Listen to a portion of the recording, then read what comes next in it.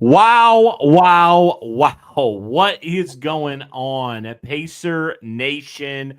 Welcome back to another one here of Bring the Juice Pacers. Oh, my word, Derek. What a crazy ending to this game. The Indiana Pacers down pretty much the entirety of this basketball game.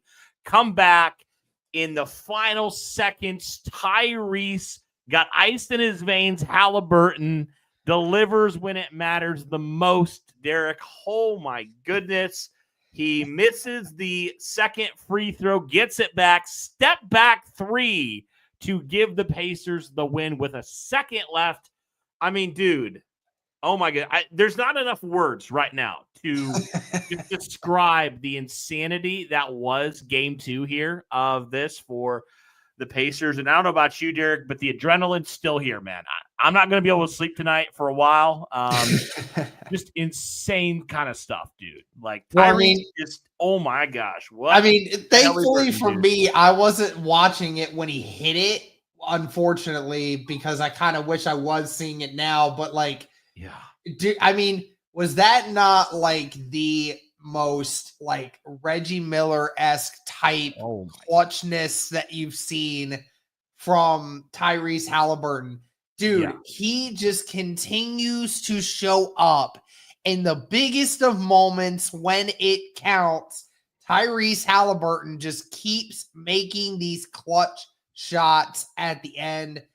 I mean, it's phenomenal, dude. I mean, and just to talk about the significance of this win, Cody, Cleveland will now have to win at least 2 games on the road in order to be able to even win this series. I mean, I don't think it's going to happen, but there's a possible chance the Pacers could legitimately sweep the Cleveland Cavaliers right now. I mean, it's phenomenal that people gave us almost no chance to win 1 game in Cleveland, let alone 2 to start this series. Now you have a 2-0 lead over the Cleveland Cavaliers, and you're going to be at home for the next 2 games. I mean, I don't know. I mean, Cody, they said that Cleveland had about a 72% chance of winning this series. Indiana Pacers have to be the favorite right now to win this series at this point because, I mean, you've just continued to put on a show here and win the games when it matters. And out of the ashes, as this title has talked about, basically out of the depths, the Pacers came, man. And this is the game that, you see those. Like, teams will have these every now and again, man. Like, you see that happen where, teams are just having an off night shooting. And the Pacers were definitely having that. Nothing was falling. They were playing lackluster. We've seen them. We saw them even do that, in a game, in the series last against the Bucks, and Pacers able to somehow squeeze that one out as well. We saw them do that, right? Where they start off very, very slow. They have to kind of claw their way back into this game, and they did it, man. They took care of business there, and everybody thought, oh man, time to move back home. I mean, 1-1's not bad to split with the number 1 team in the East, at their place. So you go back home, you regroup, but nobody could have possibly imagined, Derek, that this would be the result, that the Pacers would be heading home to Gainbridge up 2 games here with a chance here for a 2-game home stretch to do some real serious damage here, Derek. And again, this is a game you should have won, but you started off extremely slow. We've seen the Pacers do this, Derek, where they almost like for some reason, like when they should go out there and dominate, like they play down to competition sometimes, right? We've seen that this year. So, yeah, the fact that they won this, I think, is just like almost playing with house money at this point, man, because you're like, there's no shot we should have won this game. That's kind of how we're feeling right now. No, 100%. And the craziness of it, too, was you saw what Cleveland was up against in this game. You had 3 pivotal players that were out today because of injury. So Cleveland was down its people. That didn't stop them. They were still going full on, doing everything that they could.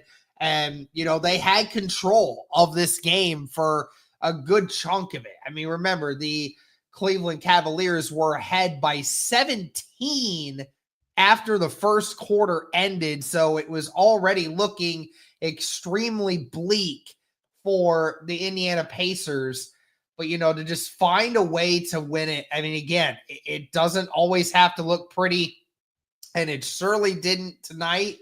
But you just got to go out there. You got to do what you got to do. Let's look at some team stats here because, like you said, not a great shooting night from either team. I mean, in totality, Cody, I mean, the Pacers did shoot 52% tonight. Certainly not bad there. Cleveland a little worse with 43%. 3-point percentage wise, neither team shooting the ball well tonight. Both made 11 threes today, but the Pacers only took 28 attempts versus 39 for the Cleveland Cavaliers. So they shot 11% better from three. And free throw percentage, the Cleveland Cavaliers were better from the line today, shooting 86% versus 72%. Rebounds were about the same today. Assists were a few more advantage to the Pacers. Overall turnovers, Pacers had a few more turnovers than the Cleveland did today. But the points in the paint was one thing. I said that the Pacers needed to be better at that. They certainly were better at that today. Cleveland did beat them in the points per paint again, but it wasn't a huge 38-point differential. It was only 6 this time. 47 fouls today, Cody, between these two teams. It was a foul fest. Yeah, I mean, let's talk about this before we go into the individual stats. Can we all sit here and agree? Listen, I love Donovan Mitchell, okay? I love Donovan Mitchell. He's a great, fantastic player. Can we all sit here and say, even for like the 1 or 2 Cavs fans that will watch this at some point maybe, and sit here and say, it was not justified how many times Donovan Mitchell got to the free throw line tonight? I mean, the man had 21 free throw attempts. 21! That is ridiculous. There is not a single reason that a player should be getting that many free throws unless you're prime time and hack-a-shacking, which I know that they weren't today. So, again, love Donovan Mitchell. Just the refs need to be better because there is no way that there was a single reason that Donovan Mitchell should have had 21 free throw attempts tonight. No, it was insane. It felt like every time he got touched, it was to the line. It was insane. So, yeah, some questionable calls there for sure. And I thought, when Nesmith went up for that and, when he came back and got that missed free throw and dunked that, I really thought they were going to screw over the Pacers there. I really did for a second there. Fortunate, and shout out to them for actually making that change because that would have been very frustrating. But, yeah, I mean, overall, though, Derek, that's the thing we said about this Pacer team. Even, after this last win, this is the team you can never count out, man. Even when you're down by almost 20, this is the team that has the talent, has the depth, and the ability and the belief, obviously, that they can beat any team anytime. They're never fully out of it, right? So, yep. You mentioned Tyrese. Obviously, he's going to be the highlight story. But, Derek, let's freaking talk about Aaron Nesmith again. Yes. I mean, his hustle, if he doesn't hustle the way he does in the last couple minutes there, Pacers don't win this game. Yeah, 100%. 100% agree with you. Nesmith is, again, we talk about Nembhard and the games that he had against the Bucks and obviously game 1 against Cleveland and, well-deserved. Tyrese Haliburton, he's been the star of the Pacers the whole way through. Again, well-deserved. But when it comes to overall what Nesmith has done, Nesmith definitely doesn't get all the credit that he deserves. That defensive hustle that he has, you're right, it was a complete trendsetter for the Indiana Pacers at the very end of that game. And it is a unsung reason why the Pacers in playoffs and everything else, why Nesmith is so valuable to this team. Because in those big moments, when it's the most important, that defense comes to shine, and it really makes a huge difference. And on top of it, again, 23 points today on only 13 shots. and had a couple rebounds, a few turnovers that were forced as well. I mean, another complete game from Aaron Nesmith. Yeah, I mean, the Pacers were, let's face it, they were dead to rights there, man. They were dead to rights at certain points in this game where you're like, it is looking like it could get ugly. Like it could get very ugly. And he was the reason why they were even in that game to begin with. You know, take out even the game winner. He's the reason why they're in that to begin with at all. And you just can't teach that stuff, man. That's the kind of stuff that championship teams do, honestly. Like the extra effort, you know, I'm going to beat you. I'm going to out-effort you. Like, that's the kind of stuff that you just can't teach. And that's why, you know, I think Aaron Nesmith is so valuable to this Pacer team is, yeah, he may not be the biggest, the strongest, whatever, you know, physically, but his effort, man, it's second to none. So absolute shout out to him. Just an absolute stud tonight and really kept the Pacers in it when a lot of guys were not having great games for them. Yeah, no doubt. Going over some of the rest of these stats here. Again, another day where the Pacers had 6 players in double digits, the Cleveland Cavaliers with only 4. Again, Cody, I know, again, Darius Garland being out is a huge issue for them, but right now, Cleveland is having an issue offensively with shooting the basketball right now because Cody, Donovan Mitchell, again, he shot 50% from the floor. That's overall not too bad, but he did take 30 shots tonight. Again, 1 of 7 from 3 range. And again, the fact that he had 17 of 21 from free throw line, I mean, his numbers are overinflated again because of the sheer number of times that he was allowed to go to the line. So he had 48 tonight in 36 minutes. But, I mean, when you look at the remainder of their starters, Cody, I think that's where the ultimate disparity comes from. Yes, Jared Allen had 22 tonight, had 12 rebounds. That's good work. You know, Max Strus had 23 tonight, shot just under 50% shooting. Overall, wasn't a bad night. But when you have 2 starters that are failing to get any kind of offensive rhythm, like Ty Jerome, 28 minutes, had 2 points, was 1 of 14 from the floor. Wow. Dean Wade, 30 minutes tonight, 3 points, only shot the ball 4 times, actually had 10 rebounds, which is actually insane. He had his assists and steals. He had the same number of assists and steals combined as he did points today. So the problem you have with Cleveland is you have 2 or 3 guys that are efficient at scoring and keeping it going, but the other remainders of your guys, they're not keeping pace. They're messing it up for the remainder, especially if you're Ty Jerome and you're 1 of 14 from the floor. I mean, that's rough, man. And, really when your worst starter today for the Pacers was Nembhard, who had 13 points on 5 of 13 shooting. I mean, and what was crazy too is Pascal Siakam only shot the ball 8 times today.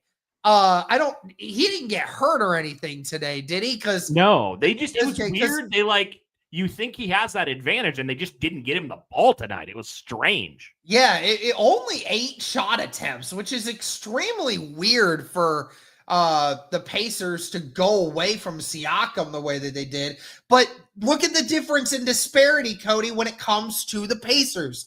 Their starters, every single one of them in double digits, and only one of them shot under 45% tonight. So, I mean, that's what's big about what this team is doing right now is you have 2 or 3 guys on the Cavs starters that can score, but the other 2 complete liabilities on the offensive end. There really isn't a liability offensively from the starters right now. And you have Benedict Mathurin, who had 19 points tonight on 60% shooting with his 20 minutes. So, you know, just having that as a backup as well was super huge. I mean, it's really phenomenal just how overall this team continues to just play winning basketball against a team that, it's got a really star-studded amount of players. Yeah, this isn't any just like random lottery team. Like, this is a legit team, dude. Like, and that's the crazy thing is like you're doing these not against these crap teams. You're doing it against the best team record-wise in the East, right? So that's a big deal. That's a big deal. And Derek, we've said it through the course of this season. Like, the Pacers, the big difference to me, one of the big differences is a year ago, the Pacers found ways to lose games like this. Mm-hmm. This year, the Pacers are finding ways to lose games, or to win games, that they would have lost a year ago. And I think that's what separates a lot of times the okay teams, like the decent teams, maybe the perennial potential playoff fringe teams from the great teams, is those teams, they'll find ways to lose a lot of times, or ways to not lose. You know what I mean? Like, instead of finding ways to win, they play to not lose instead of playing to win, and the Pacers play to win. And I just think that is such a huge thing and a huge step maturity-wise for this core, who all had that valuable experience last year. I mean, pretty much everybody that played and had significant minutes were on the team a year ago, So this team together, this core together, they've grown a lot. It's very evident from a year ago to now, and have done the things that they didn't do necessarily as well last year. And I mean, what's crazy, Cody, is this game tonight. This is the second time in these playoffs that the Pacers came back from being down 7 within a minute and 20 seconds, and somehow, some way, still found a way to win the game in the end. I mean, it's crazy, insane. Cody. Think about that. We did it the last time against the Bucks to send them packing, and then 2 games later, the Cavs were up by 7 with a minute left, and the Indiana Pacers still found a way to win. I mean, it's phenomenal. It just goes to show you, like you said from the last game, this team, it just has no quit. You cannot for a moment take your foot off the gas if you're anyone else that's facing the Pacers, because the Pacers will find a way to come back and win these ball games. They just continue to do it. And I mean, overrate that. That's all I'm saying. Just overrate that. Isn't that crazy, Cody? Like, I mean, I don't know if Tyrese has to have taken those overrate things to heart. He may say he doesn't, but I have to feel like he takes that stuff to heart, because this dude has just been like as clutch as they get during this. And it's funny, Cody. I was looking at the assist numbers today for Tyrese. It's funny. He actually only had 4 assists tonight. Wow. That's like probably the lowest number I've seen all season for him, which is wild. Ironically enough, Andrew Nembhard had the most assists tonight. He had 13 assists. Dang. So, yeah. Dang. So he had a 13-13 night. He almost had a triple-double tonight. If he had a couple more rebounds, Nembhard could have had a triple-double tonight. But, dude, I mean, wow. What a performance. And you're right. So now I think you get 2 days of rest. And you're going to be going back home where, Cleveland's had a great record this year when being both at home and away.